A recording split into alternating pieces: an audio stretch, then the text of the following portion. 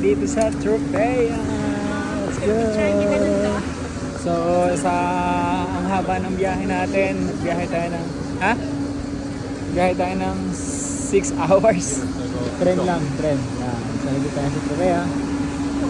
So, explore muna tayo at yung bus natin sasakyan pupunta doon sa ating apartment. So, let's go guys!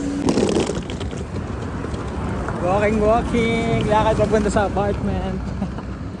Sobrang init. Lakad muna kami kasi dun yung apartment. Mga 10 minutes lang naman ang lakad.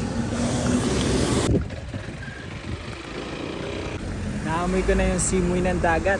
Ayun na tayo. Woo! Kita nyo yan.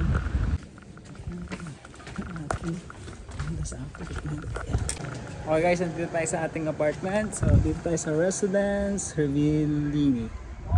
Okay. Natin. Wala. So, check natin yung ating room. Okay, ang kiyari. Susi. Wow. Bungad pa lang yung kwarto. Ito yung kwarto. Wow. Nice. Uy! Peace. Kusina.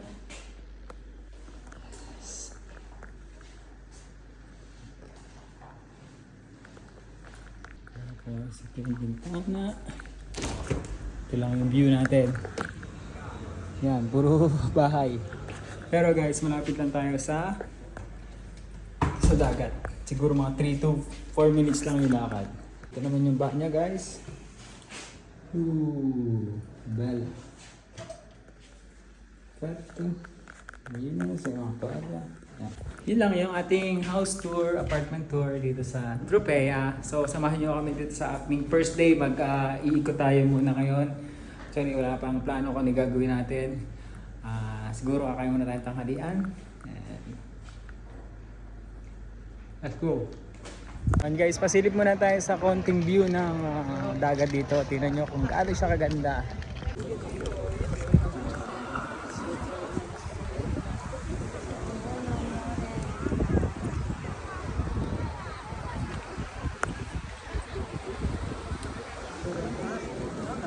Grabe ang ganda. Sobrang ganda ng view guys. So, nakikita ko lang yung view na to sa TikTok. Pero pag nandito ka sa personal, sobrang ganda ng view. Sobrang linis ng tubig. Pero syempre unang araw, hindi pa natin matatry. Pero nakita nyo naman, linis oh.